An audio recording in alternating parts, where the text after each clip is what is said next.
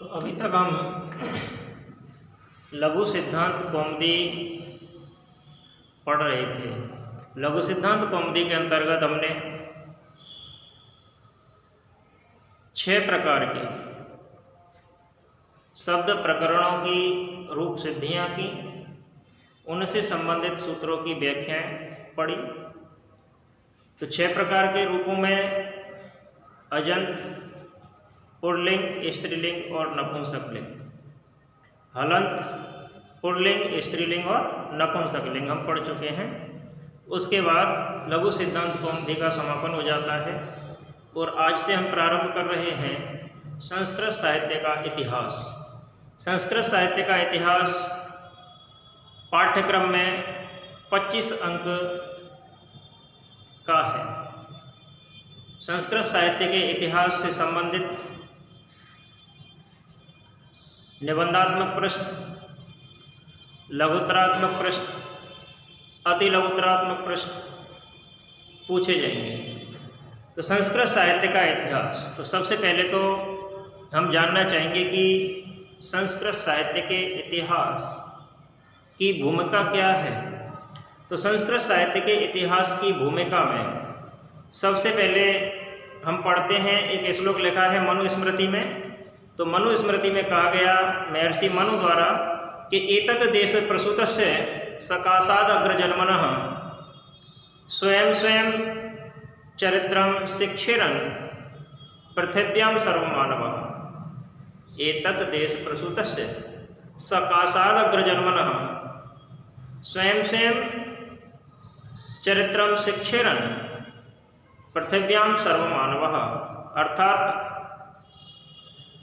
इस देश में, भारत देश में उत्पन्न होने वाले अग्रजन्मा ब्राह्मणों से पृथ्वी के संपूर्ण मनुष्यों को, पृथ्वी के संपूर्ण मानवों को अपने अपने चरित्र की शिक्षा ली है, अपने अपने चरित्र को सीखा है। मनुस्मृति में यह श्लोक कहा गया महर्षि मनु द्वारा। तो संस्कृत साहित्य के इतिहास में जैसे हम देखते हैं कि संस्कृत साहित्य का इतिहास विपुल है, विस्तृत है, संपूर्ण का वर्णन करना संभव भी शायद नहीं है, क्योंकि संस्कृत साहित्य में कुछ सूक्तियाँ ऐसी भी मिलती हैं जो संपूर्ण संसार को अपना कुटुंब मानती हैं। जैसे हमने पढ़ा वसुदेव कुटुंबकम, जियो और जीने दो, अहिंसा परमो धर्म। इस प्रकार की कुछ सूक्तियाँ मिलती हैं जो हमारे संस्कृत साहित्य के इतिहास को प्रकट करती हैं। हमारी संस्कृति का संपूर्ण और उज्ज्वल सुदृढ़ रूप संस्कृत साहित्य में निबद्ध है, संस्कृत साहित्य में लिखा गया है। महर्षियों ने, मनीषियों ने इस विशालकाय संस्कृत साहित्य को, संस्कृत भाषा के इतिहास को 2 भागों में बांटा। संस्कृत साहित्य के इतिहास को कितने भागों में बांटा है? प्रश्न बनता है कि संस्कृत साहित्य का इतिहास कितने भागों में बांटा गया है।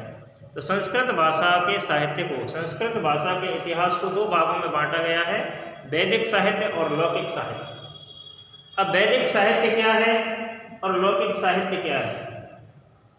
तो सीधा सा है कि रामायण से पहले का जो समय है, आदि कवि महाकवि वाल्मीकि की जो रामायण है, उस रामायण से पहले का जो संपूर्ण समय है वो वैदिक साहित्य के अंतर्गत गिना जाता है। और रामायण से लेकर आज तक का समय और आगे आने वाला समय लौकिक साहित्य के अंदर गिना जाता है और गिना जाएगा। तो समझ में आ गया होगा कि संस्कृत साहित्य को 2 भागों में बांटा गया है, संस्कृत इतिहास को 2 भागों में बांटा गया है, वैदिक साहित्य और लौकिक साहित्य। रामायण से पहले का जो समय है वो वैदिक साहित्य है, और रामायण से बाद का समय यानी कि रामायण काल से लेकर आज तक का समय और आगे आने वाला जो समय है वो लौकिक साहित्य के नाम से जाना जाता है और जाना ही जाएगा। ठीक है, अब हम जानते हैं कि वैदिक साहित्य, वैदिक साहित्य में वेद आते हैं, ठीक है, तो इसको इस प्रकार से व्यक्त किया जाता है कि वेद सबसे प्राचीन लिखित ग्रंथ है। अगर पूछा जाता है, प्रश्न बनता है कि विश्व इतिहास का प्रथम लिखित ग्रंथ कौन सा है, तो विश्व साहित्य का, संपूर्ण विश्व का प्रथम लिखित ग्रंथ है ऋग्वेद, यानी कि वेद। ठीक है, वेदों में पहला कौन सा है, ऋग्वेद। तो संपूर्ण संस्कृत साहित्य का, संपूर्ण विश्व इतिहास का, संपूर्ण विश्व साहित्य का सर्वप्रथम लिखित ग्रंथ है वेद, यानी कि ऋग्वेद। वेदों में भी कौन सा है, ऋग्वेद। तो देखो ऋग्वेद, वेद किस में बटे हुए हैं, मंडलों में। किस में बटे हुए हैं, मंडलों में। मंडल किस में बटे हुए हैं, सूक्तों में। सूक्त किस में बटे हुए हैं, मंत्रों में। सूक्त किस में बटे हुए हैं, मंत्रों में। ठीक है, तो हम कह सकते हैं कि ऋग्वेद के प्रथम मंडल के प्रथम सूक्त के प्रथम मंत्र से लेकर, यानी ऋग्वेद के प्रथम मंडल के प्रथम सूक्त के प्रथम मंत्र से लेकर रामायण से पहले का समय, रामायण से पहले का समय क्या कहलाएगा, वैदिक साहित्य कहलाएगा। आगे होगा समझ में। ऋग्वेद के प्रथम मंडल के प्रथम सूक्त के प्रथम मंत्र से लेकर रामायण से पूर्व का समय, रामायण से पहले का समय क्या है, वैदिक साहित्य है। लौकिक साहित्य रामायण। तो देखो रामायण कांडों में विभक्त है। किसमें विभक्त है, कांडों में विभक्त है। कांड सर्गों में विभक्त है और सर्ग श्लोक में विभक्त है। किसमें विभक्त है, श्लोक में। तो देखो जो वैदिक था, वैदिक साहित्य मंत्रों में विभाजित है, यानी मंत्रों में लिखा गया है, और लौकिक साहित्य श्लोक में लिखा गया है। सबसे पहला प्रश्न तो ये हमें ध्यान रखना है कि जो वैदिक साहित्य है उसके अंतर्गत मंत्र आते हैं और लौकिक साहित्य के अंतर्गत श्लोक आते हैं। तो रामायण किस में विभक्त है, कांड में। कांड किस में विभक्त है, सर्गों में। सर्ग किस में विभक्त है, श्लोकों में। तो रामायण में पहला कांड कौन सा है, बालकांड। रामायण का प्रथम कांड कौन सा है, बालकांड। ठीक है, तो हम लिख सकते हैं कि रामायण के बालकांड के, रामायण के बालकांड के प्रथम सर्ग के प्रथम श्लोक से लेकर, रामायण के बालकांड के प्रथम सर्ग के प्रथम श्लोक से लेकर आज तक का समय और आगे आने वाला समय क्या कहलाएगा, लौकिक साहित्य। क्या कहलाएगा, लौकिक साहित्य। क्योंकि लौकिक साहित्य का सर्वप्रथम लिखित ग्रंथ क्या है, रामायण है। रामायण से ही लौकिक साहित्य की क्या हुई है, उत्पत्ति हुई है। लौकिक साहित्य की स्थापना रामायण काल से ही हुई है। रामायण से पहले का जो समय था वो क्या था, वैदिक काल था, वैदिक साहित्य था। तो अब आपके समझ में आ गया होगा कि वैदिक साहित्य क्या है। वैदिक साहित्य ऋग्वेद के प्रथम मंडल के प्रथम सूक्त के प्रथम मंत्र से लेकर रामायण से पहले तक का समय है वैदिक साहित्य।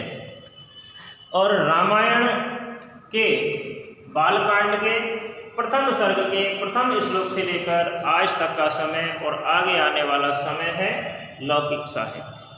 तो सबसे पहले संस्कृत साहित्य का इतिहास दो भागों में विभाजित है, वैदिक साहित्य और लौकिक साहित्य। ठीक है, वैदिक साहित्य को भी चार भागों में बांटा गया है। वैदिक साहित्य कितने भागों में विभाजित है, चार भागों में विभाजित है। संहिता, ब्राह्मण, आरण्यक और उपनिषद। संहिता, ब्राह्मण, आरण्यक और उपनिषद। ठीक है, लिख सकते हैं हम वाल्मीकि से पहले का जो समय है वैदिक साहित्य है, अर्थात रामायण से पहले का समय क्या है, वैदिक साहित्य है। संस्कृत साहित्य की दो अमूल्य निधि हैं। संस्कृत साहित्य के दो अमूल्य भंडार हैं। संस्कृत साहित्य के लौकिक साहित्य के दो क्या हैं अमूल्य कृतियाँ, रामायण और महाभारत, जिनके बारे में हम पढ़ते रहे हैं, पढ़ते रहेंगे। रामायण और महाभारत को अमूल्य धरोहर, लौकिक साहित्य की, विश्व साहित्य की अमूल्य धरोहर माना जाता है। किसको? रामायण और महाभारत को। ठीक है। रामायण और महाभारत ये दोनों ऐसे महाकाव्य हैं जिन्हें वीर काव्य और उपजीव काव्य की श्रेणी में रखा गया है। रामायण और महाभारत को वीर काव्य और उपजीव काव्य कहा जाता है। अब उपजीव काव्य क्या होते हैं?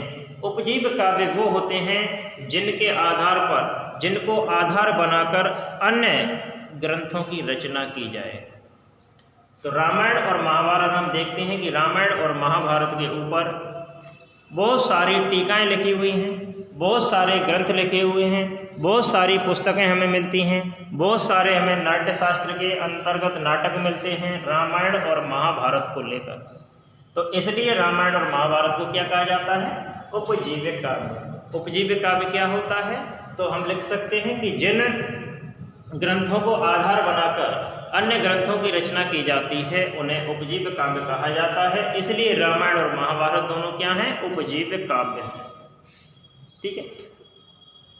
अब हम अगर देखते हैं मोटे तौर पर तो हमें दिखाई देता है कि हम संस्कृत साहित्य में दो प्रकार के साहित्य का अध्ययन करते हैं, गद्य साहित्य और पद्य साहित्य। गद्य साहित्य और पद्य साहित्य। तो देखो रामायण और महाभारत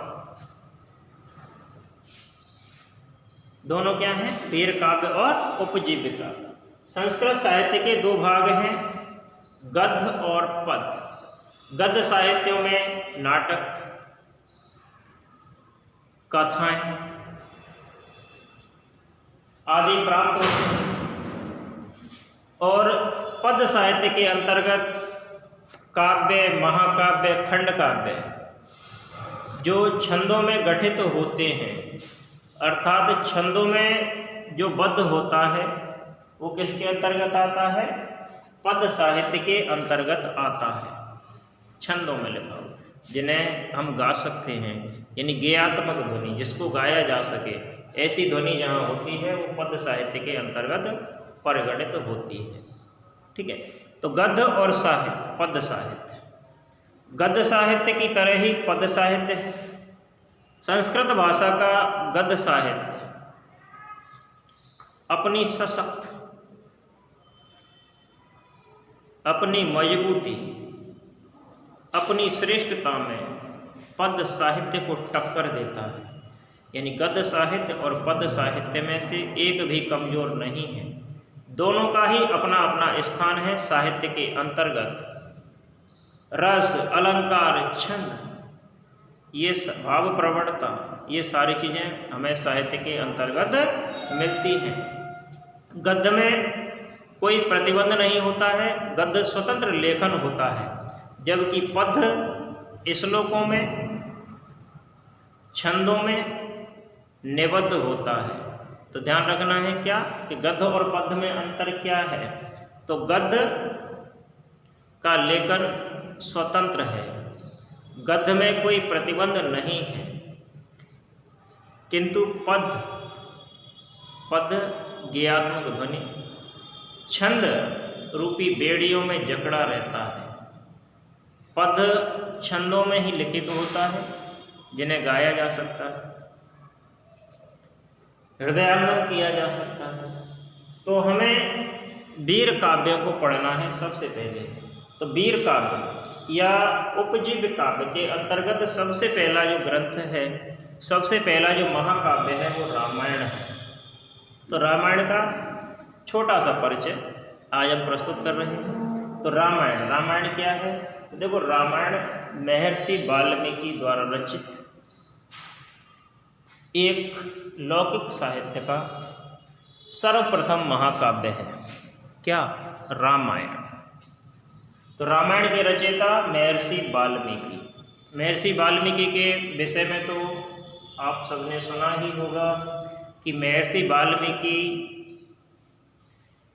सर्वप्रथम रत्नाकर नाम के एक डाकू थे। कौन थे? रत्नाकर नाम से डाकू थे। तो महर्षि वाल्मीकि का पहला नाम क्या है? रत्नाकर। ये जंगल में रहते थे, आने जाने वालों को लूटते थे, उनकी हत्याएं करते थे। लेकिन इनके भाग्य में कुछ और ही लिखा हुआ था। तो उस भाग्य के वशीभूत, उस भाग्य में लिखे हुए को चरितार्थ करने के लिए सप्तऋषि मंडल इनके पास आता है। सप्तऋषि मंडल जब इस जंगल से गुजरता है, तब महर्षि वाल्मीकि ने उन्हें अपने आप को सरेंडर करने का आदेश दिया कि यहीं रुक जाओ, ठहर जाओ, और जो कुछ भी है उसे यहाँ रख दो। तो सप्तऋषि मंडल महर्षि वाल्मीकि से प्रार्थना करता है कि भाई हमें जाने दो, छोड़ दो। उसने कहा नहीं। तब उन्होंने ये कहा कि आप इस कृत्य को किसके लिए कर रहे हो? आपके द्वारा किए हुए इस अपराध का जो दंड मिलेगा उसका भागीदार कौन होगा? जो पाप आपको मिलेंगे उनमें भागीदारी किसकी होगी? तब महर्षि वाल्मीकि कहते हैं कि इसमें मेरे परिवार की भागीदारी निश्चित है, क्योंकि मैं उनकी खातिर ही तो ये अपराध करता हूँ। तब वो सप्तऋषि मंडल उन्हें आदेश देते हैं कि अपने घर जाओ, पूछ कर आओ कि क्या वे इस कृत्य में, क्या इस पाप कर्म में सम्मिलित हैं। तब महर्षि वाल्मीकि अपने घर जाते हैं। घर जाने के पश्चात अपने पत्नी से, अपने बच्चों से पूछते हैं, तो उन्होंने कहा कि जो व्यक्ति जैसा कर्म करता है उसको वैसा ही फल प्राप्त होता है। अब परिवार का भरण पोषण करना, बच्चों का लालन पालन करना, परिवार के मुखिया का, पिता का कर्म है। तो आप जो कर्म कर रहे हो उसके भागीदार आप स्वयं हो, हम नहीं हैं।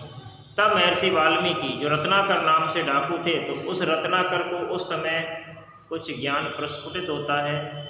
कांपते हुए, दौड़ते हुए तुरंत सप्तऋषि मंडल के पास जाकर सप्तऋषियों के पैरों में पड़ जाते हैं रत्नाकर को उठाते हुए सप्तऋषि मंडल उन्हें राम नाम का उच्चारण, राम नाम का जाप करने का आदेश देते हैं। तब महर्षि वाल्मीकि राम नाम भी सही से नहीं बोल पाते हैं। तब उन्होंने कहा कि आप मरा मरा तो बोल सकते हो, क्योंकि आपने मारने धाड़ने का ही काम किया है। तब महर्षि वाल्मीकि मरा मरा की ध्वनि उस स्थान पर बैठकर, जंगल में बैठकर करते हैं। तभी तो रामचरितमानस में तुलसीदास जी ने लिखा है कि उल्टा नाम जपा जग जाना, वाल्मीकि भय ब्रह्म समाना। यानी उल्टा नाम जपने से ही वाल्मीकि ब्रह्मा के समान हो गए। रामायण जैसे महाकाव्य की रचना कर दी किसने? महर्षि वाल्मीकि, केवल राम नाम का उल्टा जाप करने से। ठीक है। तब महर्षि वाल्मीकि कई वर्षों तक तपस्या करते हैं। सप्तऋषि मंडल उस जंगल से फिर गुजरता है, देखता है कि क्या वास्तव में रत्नाकर नाम का जो डाकू है अपने कर्मों को छोड़ चुका है, परमात्मा से जुड़ चुका है। तब वो आकर देखते हैं तो उस जंगल में राम नाम की ध्वनि गुंजायमान थी। राम नाम की ध्वनि जहाँ से आ रही थी वहाँ कोई दिखाई नहीं दे रहा था। वहाँ केवल चींटियों ने अपने बिल बना लिए थे। चींटियों के जो बिल होते हैं उन्हें बल्मीक बोलते हैं। क्या बोलते हैं? बल्मीक बोलते हैं। तब उन सप्तऋषियों ने उन चींटियों के बिलों से, चींटियों की उस दीमक से महर्षि वाल्मीकि के अस्थि मात्र स्वरूप को निकाला। केवल अस्थि शेष मात्र शरीर को जब वहाँ से निकाला, तब उसका नाम हुआ वाल्मीकि। क्या हुआ? वाल्मीकि। तो ये वही वाल्मीकि हैं जिन्होंने रामायण की रचना की। रामायण में 1, 2, 3, 4 नहीं बल्कि 24,000 श्लोक हैं। कितने हजार श्लोक हैं? 24,000 श्लोक हैं। इसलिए इसे क्या कहते हैं हम? चतुर्विंशति सहस्त्री संहिता। तो अगर पूछा जाता है कि रामायण में कितने श्लोक हैं, तो महर्षि वाल्मीकि द्वारा रचित रामायण में 24,000 श्लोक हैं, जिन्हें क्या कह सकते हैं हम? चतुर्विंशति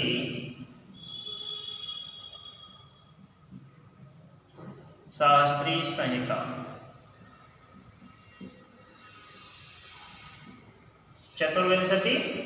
24 शास्त्री 1000, यानी 24,000 श्लोकों का समूह है रामायण। अब एक बात आती है यहाँ पर कि जो हम गायत्री मंत्र का जाप करते हैं, उस गायत्री मंत्र में 24 वर्ण माने जाते हैं। कितने वर्ण माने जाते हैं? 24 वर्ण माने गए हैं। उन 24वें वर्ण से, उन 24 वर्णों में से प्रत्येक 1000वें श्लोक का प्रारंभ होता है रामायण का। यही इसकी विशेषता है। यानी कि जो रामायण है उसका प्रत्येक 1000वां श्लोक, प्रत्येक 1000वां श्लोक किससे प्रारंभ होता है? रामायण के प्रत्येक 1000वें श्लोक का जो प्रारंभ है वो किससे हुआ है? गायत्री मंत्र के अक्षर से हुआ है। यानी प्रत्येक 1000 श्लोक का प्रथम अक्षर गायत्री मंत्र के अक्षर से ही प्रारंभ है। संपूर्ण रामायण को 7 कांडों में विभाजित किया गया है। 7 कांडों में कुल 645 सर्ग हैं।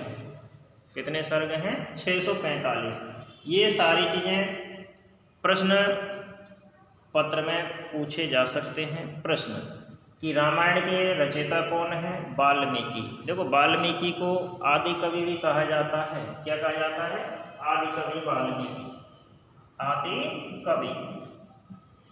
और रामायण को क्या कहा जाता है? आदि काव्य भी कहा जाता है। क्या कहा जाता है? आदि काव्य। पूछा जाता है कि आदि काव्य कौन सा है? रामायण। और आदि कवि कौन सा है? वाल्मीकि। क्योंकि लौकिक साहित्य का प्रथम महाकाव्य है क्या? रामायण, इसलिए इसे आदि काव्य कहते हैं। और लिखने वाले कौन है? वाल्मीकि, महर्षि वाल्मीकि, इसलिए इन्हें क्या बोलते हैं? आदि कवि बोलते हैं। रामायण को ही उपजीव्य काव्य बोलते हैं, रामायण को वीर काव्य भी बोलते हैं, रामायण को आर्ष काव्य भी बोलते हैं। ठीक है। इसके अंतर्गत 24,000 श्लोक हैं, 7 कांड हैं। 7 कांड के अंतर्गत कुल 645 सर्ग हैं। अब उन 645 सर्गों को कांडों में किस प्रकार से बांटा गया है? तो देखो, बालकांड सर्वप्रथम पहला कांड है रामायण का बालकांड। पूछा जाता है कि रामायण का पहला कांड का नाम क्या है? बालकांड। बालकांड के अंतर्गत 77 सर्ग हैं। कितने सर्ग हैं? 77। दूसरा है अयोध्या कांड। अयोध्या कांड के अंतर्गत 119 सर्गों का संकलन है। अरण्य कांड में 75 सर्ग हमें मिलते हैं। किष्किंधा कांड 67 सर्गों में विभाजित है। सुंदरकांड 68 सर्गों में विभाजित है। 68 सर्गों में विभक्त है सुंदरकांड। युद्धकांड, युद्धकांड को हम क्या कहते हैं? रामचरितमानस में युद्धकांड को लंका कांड के नाम से लिखा गया है। किस नाम से लिखा गया है? लंका कांड के नाम से जाना जाता है। तो युद्धकांड को ही लंका कांड हम जानते हैं। तो इस युद्ध कांड के अंतर्गत, लंका कांड के अंतर्गत 128 सर्गों का संकलन हमें प्राप्त होता है। संपूर्ण लंका कांड 128 सर्गों में विभाजित है। और उत्तर कांड के अंतर्गत 111 सर्ग हमें मिलते हैं। तो इस प्रकार ये रामायण की क्या है? रामायण का परिचय है, रामायण की विषय वस्तु है। तो इस रामायण में बालकांड, बालकांड में क्या है? बालकांड में बहुत सी छोटी छोटी कथाओं का वर्णन है। बालकांड के अंतर्गत बहुत सारी छोटी छोटी कथाओं का क्या है? वर्णन है, जिसे महर्षि विश्वामित्र द्वारा राम को सुनाया गया है। अगर आ जाता है कि रामायण के बालकांड की कथाओं को किसके द्वारा सुनाया गया? महर्षि विश्वामित्र द्वारा। किसको सुनाया गया? राम के लिए सुनाया गया। विश्वामित्र के वंश का वर्णन है, उससे संबंधित कथाएं हैं। गंगा पार्वती के उत्पन्न होने की कथाएं हैं। किसमें? बालकांड में। कार्तिकेय का जन्म है। राजा सगर, उसके 60 लाख पुत्रों की कथा है। किसके अंतर्गत? किसके अंतर्गत? बालकांड के अंतर्गत। त्रिशंकु की कथा है। राजा अम्बरीश की कथा है। तो विश्वामित्र द्वारा जो तपस्या की गई उसका वर्णन है। मेनका द्वारा तपस्या का जो भंग हुआ, तपस्या को भंग किया गया, उसका वर्णन है। विश्वामित्र ने तपस्या भंग होने के बाद पुनः तपस्या की, पुनः ब्रह्म ऋषि के पद को प्राप्त किया, उसका वर्णन है। गीता उर्मिला की कथा का वर्णन है। राम द्वारा धनुष भंग करना, यानी राम द्वारा उस धनुष को तोड़ना, है ना, शिव धनुष को जब राम द्वारा तोड़ा गया उसका, और उनके चारों भाइयों का विवाह हुआ उसका, और उनसे संबंधित कथाओं का वर्णन हमें बालकांड के अंतर्गत प्राप्त होता है। अयोध्या कांड, अरण्यकांड, किष्किंधा कांड, सुंदरकांड, युद्धकांड और उत्तरकांड के विषय में हम अगले अध्याय तक रुकते हैं। धन्यवाद।